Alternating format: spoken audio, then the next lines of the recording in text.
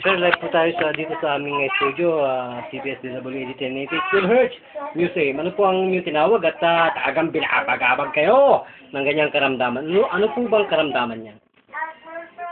Ano po sa Waiter.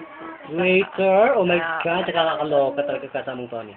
So, ngayon po ilang taon po kayong pinaparusahan ng ganyang karamdaman, waiter? Ano na po, magtatatlo na po. Oh, patingin ng waiter, okay. Oh, medyo toxic ba ito or non-toxic? Oh. Sa labas lang daw po. Non-toxic. So, pag kasi may thyroidism pa. Yan?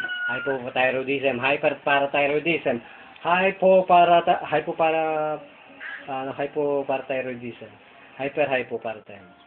Yan po ay talagang nakakamatay at ginigiba niyang malalambot, baliktad. Ang malalambot, tumitigas, ang matitigas lumalambot. Yan po kayo may diabetes na rin po kayo niyan. Yan po ang link. So, meron po kayong hypertension, heart problem, diabetes, lahat po. May tama na po lahat yan. Konektado po yan. So, sa pamagitan po ng inyong natamong kagamutan, totoo po ba ng Panginoon ay talagang buhay na buhay sa ating buhay? Buhay na buhay po. Bakit po? Ano nangyari? Parang nakakaluwag po. Maluwag ang? Yung paghinga. Oh my God. Tapos po yung inyong sinasabi natin na laway na nawawala, meron na ho ba? Mayroon na po. Dati ho ba? Wala? Parang natutuyo. O ngayon pa, meron na ho ba? Meron na po. Bakit naman po parang nanluluwa kanina at pinapawisan pa kayo? Tingnan po ninyo, ano pang nangyari sa beauty nyo? Ito po ba'y karapat-dapat na tangkilikin ng buong sambayan ng Pilipinong mahirap at mayayaman? Dapat po ba? Opo. Bakit po? Naligayahan po ba kayo sa aming paglilingkod? Opo, nasasayahan po. Nasa iyo po ang pagkakataon para may imbitahan ng buong Pilipinas. Sige Opo. po. Imbitahan po ninyo at mapagkamot sila sa aming lingkod bayan. Sige po. Sabihin ko po. Sabihin po sila magpagamot at talagang kapani-paniwala ba to? Kayo po na mga kapitbahay ko, nayaya ko kayo dito sa magpagamot Lingkod sa bayan. Lingkod Bayan.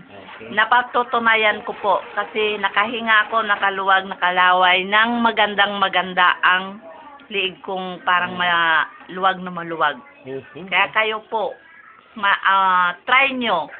Ito po Kung ano man ang masakit nyo, try nyo. Libre. Ay, naku, my goodness. So, sa uli pong inyong panawagan, meron pa po kayong idadagdag na ang Panginoon ba talaga, tatanungin po muli, ay talagang buhay po sa ating harapan ngayon, sister? Buhay na buhay po ang Panginoon. Naniniwala po ako na ang Panginoon lang ang Oh nakaka... my goodness. Kayo po pala dati pang handog, ganun? Opo. Oh my goodness. Handog po. Pareho pala tayo dati, hindi lang Kapag-asawa lang po ng Katoliko po. So, sa totoong pangalan, anong pong... Maria Gloria po. Maria Gloria Pajardo. Gloria Pajardo. Ilang taong gulang po? 44 po. 24 gulang. Ilan na pong taong kayo pinapagabag ng ganyang waiter? 3 taon na po na nagpa-doktor ako. Tapos yun ang sinasabi. Ngayon po, sino po ang mas matalino at mas dalubhasa? Ang doktor o ang ating amang nasa langit? Sino? Amon sa langit po. Bakit po naman? Ilan po kayong minuto na gumaling? Minuto lang po. Naniwala ako na siya lang talaga ang nakakaano. Oh my God. Kasamang Tony, talagang pwede na tayo mag one-on-one. Hindi ka na pwede pang matakot pa dyan sa iyong camera na yan. Sasabihin natin na mukha tayong mapaya. Ito pa rin po ang inyong abang lingkod. Walang dili ba? Kundi ang inyong nataklusan na lingkod ng Panginoon, si Brother Jun. Live. Dito po sa Barangay Santo Niño, Kupang West, Muntinlupa City, Philippines.